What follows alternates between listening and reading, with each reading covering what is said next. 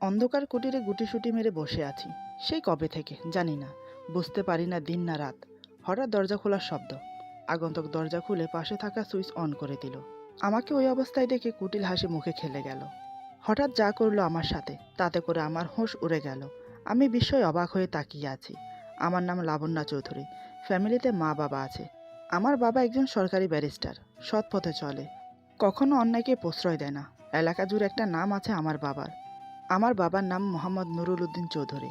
সবাই তাকে জজ সাহেব বলে ডাকে। আমি কলেজে পড়ি। এবার বিজনেস ম্যানেজমেন্ট কমপ্লিট করব। পড়াশোনায় খুব ভালো, দেখতেও খুব সুন্দরী, গায়ের রং ফর্সা, ঘন কালো কেশরাশি, চোখ দুটো টানা টানা, সব মিলিয়ে অপূর্ব লাগে দেখতে আমাকে। সবার কাছে আমি অমূল্য রত্নমণি, কিন্তু সেটা কেউ প্রকাশ করতে পারে না, কারণ আমি ব্যারিস্টারের মেয়ে। সেটাই ভয়ের কারণ সবার। আমার বাবা খুব ভালোবাসেন আমাকে। সব সময় বলে, মামুনি, আর যাই করো আমি বাধা দেব না, কিন্তু কখনো প্রেম করো না। সেটা আমার একদম অপছন্দ। তাই আমার সাহস হতো না কারোর সাথে প্রেম করার। নিজের মতো করে ভালোই দিন যাচ্ছে। দেখতে দেখতে বিজনেস ম্যানেজমেন্ট কমপ্লিট করলাম। তাতেই বাবা আমার বিয়ের জন্য ব্যস্ত হয়ে পড়ল। আমার নাকি বিয়ের বয়স পেরিয়ে যাচ্ছে। আমি বললাম, বাবা, বিজনেস নিয়ে পড়াশোনা করেছি, বিজনেস করব বলে, আর তুমি কি না আমাকে বিয়ে দিতে চাইছো? তুমি আমাকে ছাড়া থাকতে পারবে? বাবা বলে, জগৎ জুড়ে এটাই নিয়ম, মেয়ে বড় হলে বিয়ে দিতে হয়। তুই বড় হয়েছিস, বিয়ের বয়স পেরিয়ে যাচ্ছে, এখন বিয়ে দেওয়াটাই ভালো, তুই অমত করিস না। আমি জানি বাবাকে বুঝিয়ে কোনো লাভ নেই। সে যখন একবার রায় দিয়েছে আমাকে বিয়ে দেবে, তো সেটা দিয়েই ছাড়বে। শত হলেও আমার বাবা একজন ব্যারিস্টার, কথার হেরফের হয় না। শুরু হলো আমার জন্য ছেলে দেখা, যেমন ভাবা তেমন কাজ। বেছে বেছে আমার জন্য রাজপুত্র খুঁজে নিল। এক পলক দেখলে চোখ জুড়িয়ে যায়। ছেলের নাম মোহাম্মদ রাসেল শিকদার। মা বাবা কেউ নেই, অনেক আগে নাকি মারা গেছে। ভাই বোন বলতেও কেউ নেই। আত্মীয় স্বজন গ্রামের বাড়িতে থাকে। সে ঢাকা গুলশান একে নিজের বাড়ি বানিয়ে আছে। একা থাকে, দেখতে হ্যান্ডসাম, সুদর্শন যুবক। রূপের বর্ণনা করে শেষ করা যাবে না, তবে রাশভারী একজন পুরুষ। বাবার ছেলেটাকে পছন্দ হলো। তারপর গ্রামের বাড়ি থেকে ছেলের আত্মীয় এসে বিয়ের তারিখ ঠিক করে গেল। আগামী শুক্রবার বিয়ে। ছেলেকে আমারও খুব পছন্দ হয়েছে। এক ঝলক দেখে তার চেহারা মনের মাঝে এঁকে নিয়েছি। এখন মতো মা বাবাকে ছেড়ে আসতে খুব কষ্ট হচ্ছিল।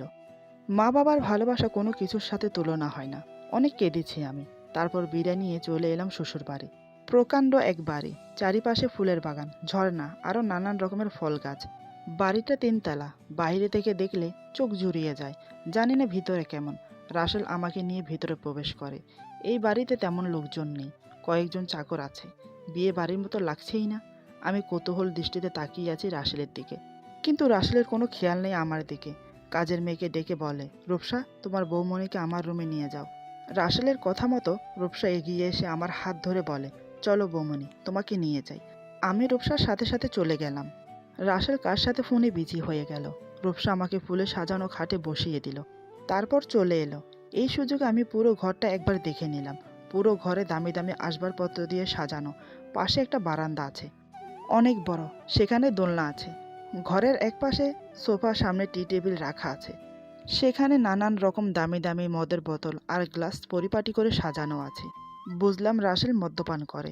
প্রায় আধা ঘন্টা পর রাসেল ঘরে প্রবেশ করে দরজা লাগিয়ে দেয়।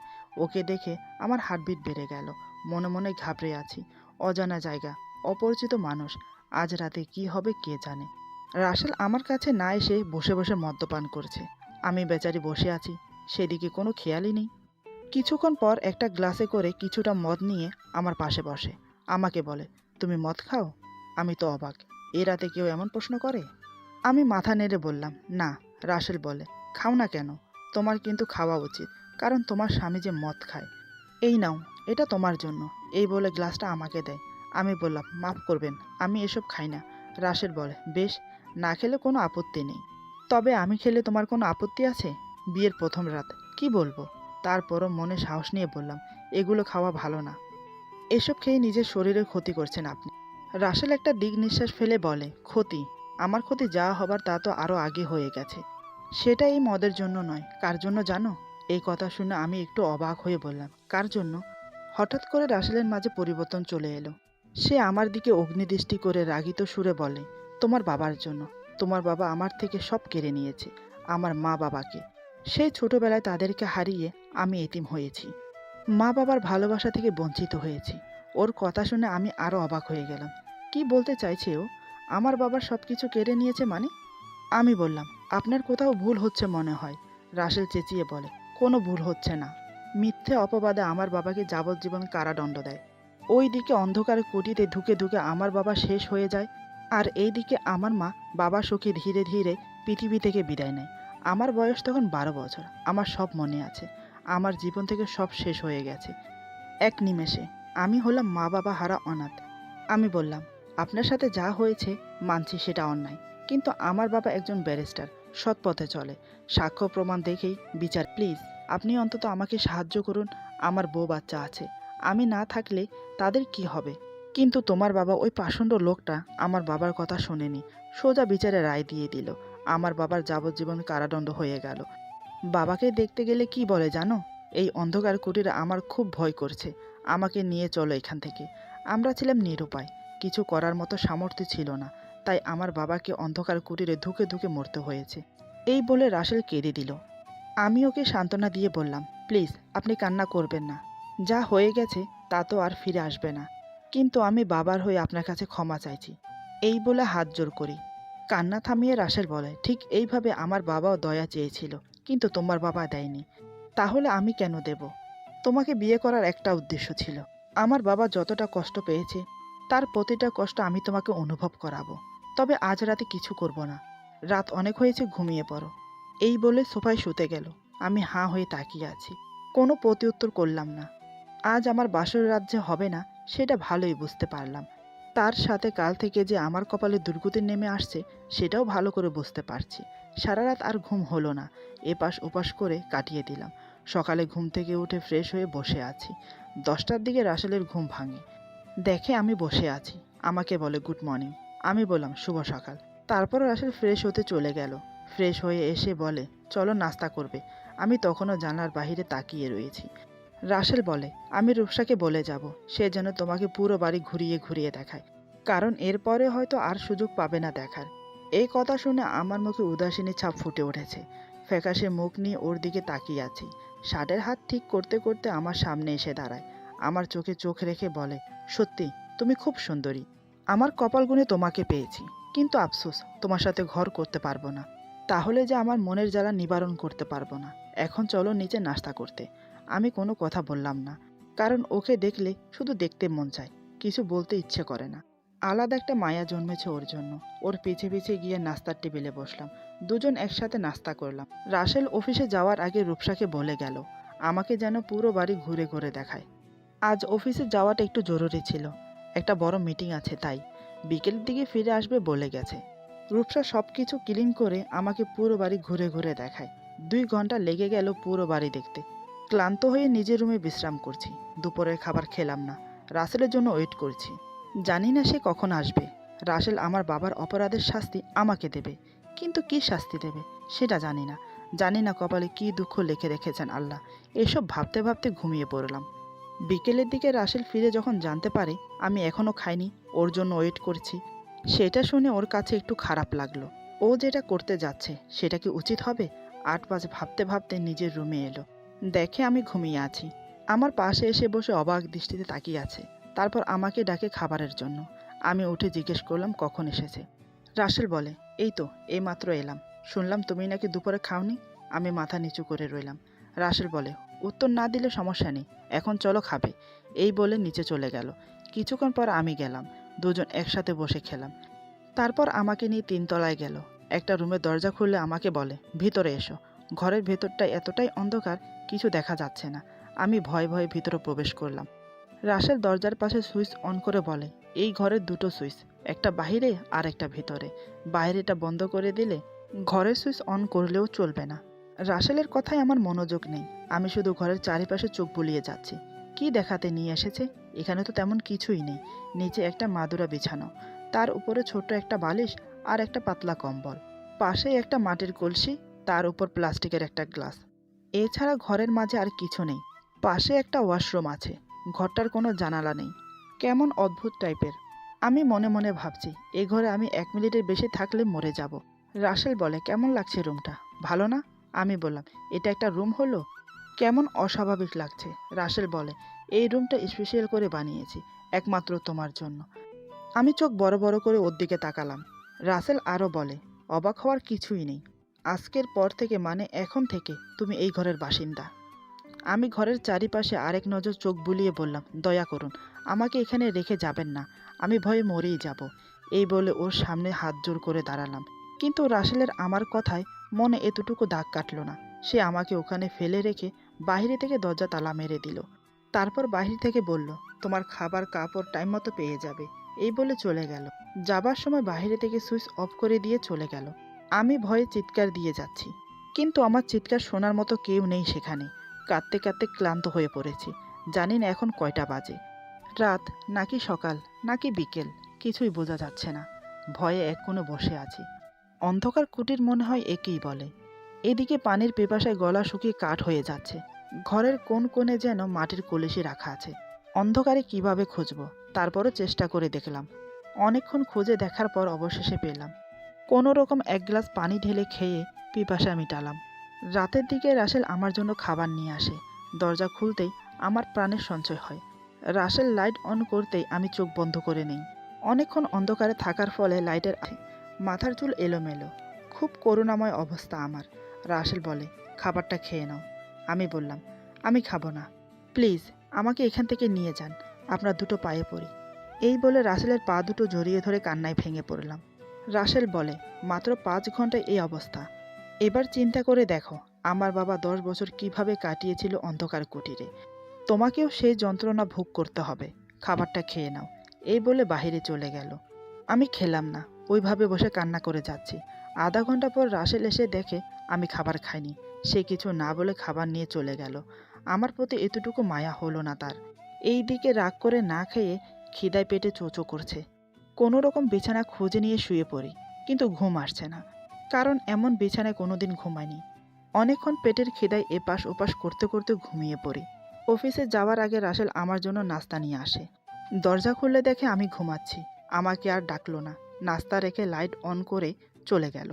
এই অন্ধকার কুটিরের এক কোণে ক্যামেরা লাগানো ছিল। মাঝে মাঝে লাইট অন করে দেখে আমাকে, আমি কি করছি। অনলাইন ক্যামেরা, আমাকে সে অফিসে বসেও দেখতে পারে। যখন আমার ঘুম ভাঙল, দেখি ঘরে লাইট অন আছে। মনে মনে একটু খুশি হলাম আলো দেখে।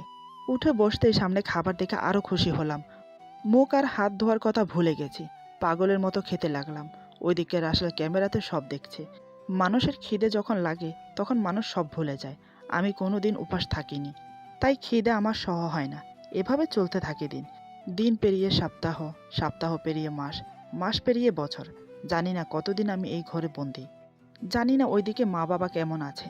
তারা কি আমাকে একটিবারের জন্য খোঁজ করছে না? তারা কি জানে না তাদের মেয়ে কতটা কষ্টে আছে? এখন আমাকে দেখলে কেউ চিনতে পারবে না আমি কে, লাবণ্য না অন্য কেউ। গায়ের রং ফর্সার পরিবর্তে কালো হয়ে গেছে। চুলগুলো জট বেঁধে গেছে। চোখের নিচে কালি। শরীর শুকিয়ে আধা হয়ে গেছে। শরীর অনেকটা দুর্বল। আনুমানিক বলছি, মনে হয় 3 বছর আমি এই ঘরে বন্দী। প্রতিশোধের নেশায় মানুষ যে এমনও করতে পারে, সেটা রাসেলকে দেখলে বোঝা যায়। রাতের খাবার দিতে আসে রাসেল। তাকে দেখে আমি বললাম, আর কত বছর আমাকে শাস্তি দেবেন? তার চেয়ে ভালো খাবারে বিষ মিশিয়ে দিন, সেটা খেয়ে না হয় নিজের জীবনটা শেষ করে দেই। রাসেল বলে, এত সহজে তো সব কিছু শেষ হবার নয়, আরও যে বাকি আছে। আমি বললাম, বিনা দোষে আপনি আমাকে শাস্তি দিচ্ছেন, এটা কি অন্যায় না? আমার বাবা একজন বিচারক ছিলেন। সাক্ষী প্রমাণ সব কিছু দেখে আসামিকে শাস্তি দেয়। সেখানে কে দোষী কে নির্দোষ সেটা দেখার দায়িত্ব আমার বাবার ছিল না। এখন আমি যদি আপনাকে প্রশ্ন করি, আপনার আদালতে আমার মতো নির্দোষকে শাস্তি দেওয়া কি উচিত? আমি আপনার রায় শুনতে চাই, উত্তর দিন। যদি আপনার বিচারে আমার বাবা অন্যায় করে থাকে, তাহলে আপনি যা করছেন আমার সাথে, সেটাকে কি বলা যায়? সেটা কি অন্যায় না? একটা মেয়ে স্বামীর ঘরে কত স্বপ্ন নিয়ে আসে, সুখে শান্তিতে সংসার করবে বলে। সেই একই স্বপ্ন আমিও দেখেছি। আমার কপালের সংসার, স্বামীর সুখ কিছুই জুটল না। কেন বলতে পারেন? বিয়ে হয়ে এসেছি বটে, স্বামীর ভালোবাসা একদিনের জন্যও পাইনি। কি দোষ আমার, বলতে পারেন? বিনা দোষে অন্ধকার কুটিরে বন্দিনী আছি। বাহিরের আলো কেমন তাও দেখতে পারছি না। এটা কি আমার প্রাপ্য? জানতে চাই, আপনার আদালত আপনার বিচারে কি বলে? রাসেল মাথা নিচু করে শুনে যাচ্ছে, কোনো প্রত্যুত্তর করল না। আমি বললাম, জানি এর কোনো উত্তর নেই, আপনি এখন আসতে পারেন। দয়া করে আমাকে একা থাকতে দিন। রাসেল দাঁড়ালো না, দরজা লাগিয়ে চলে গেল। তবে লাইট অন করে গেছে, যাতে করে আমি খাবারটা খেতে পারি। মনে হয় আমার কথাগুলো ওর ইগোতে লেগেছে, সেটা ওর চুপ থাকাটাই বলে দিচ্ছে। আমি চুপচাপ খাবার খেয়ে শুয়ে পড়লাম। শরীর দুর্বল হওয়ার কারণে তাড়াতাড়ি ঘুম চলে এলো। ওইদিকে রাসেল আমার কথাগুলো ভাবতে ভাবতে অনেক ডিং করে ফেলে। তাতে করে ওর পুরুষত্ব জেগে ওঠে, যৌন চাহিদা ওর মাথা চাগার দিয়ে ওঠে।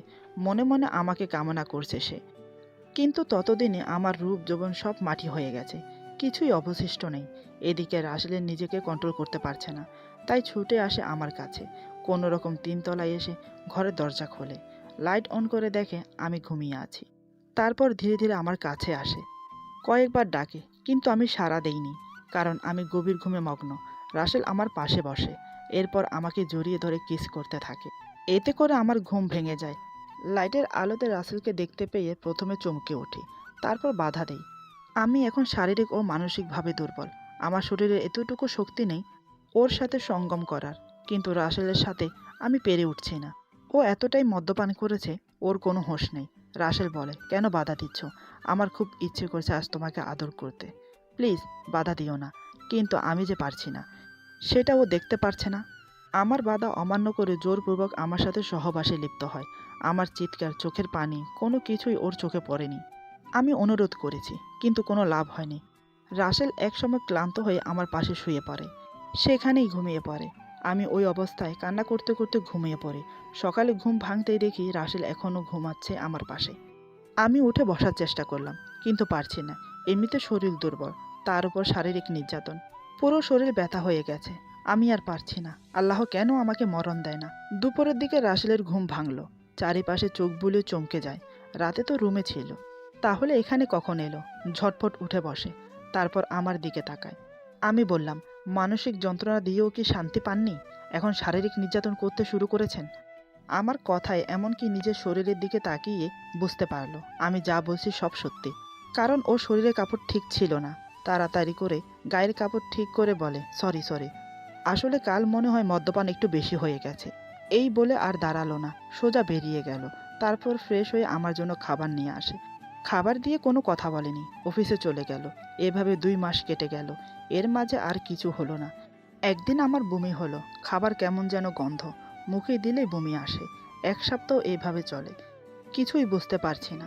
মনে মনে ভাবলাম, হয়তো ঠিকমতো খাওয়া দাওয়া হচ্ছে না, তাই এমন হচ্ছে, এমনি ঠিক হয়ে যাবে। একদিন রাসেল দুপুরের খাবার নিয়ে আসে, আমাকে বলে খেতে বসো। আমি ওয়াশরুমে যাওয়ার জন্য উঠে দাঁড়াতেই মাথা ঘুরে পড়ে যাব, ঠিক তখনই রাসেল আমাকে ধরে ফেলে। ভাগ্যিস তখনও রাসেল যায়নি। আমাকে বলে, কি হয়েছে তোমার? আমি বললাম, জানি না, হয়তো মারা যাব। রাসেল বলে, বাজে কথা কম বলো, ওকে? এখন এখানে থাকা ঠিক হবে না, তোমাকে ডাক্তার দেখাবো, চলো। আমি বললাম, মরে গেলেও যাব না এখান থেকে।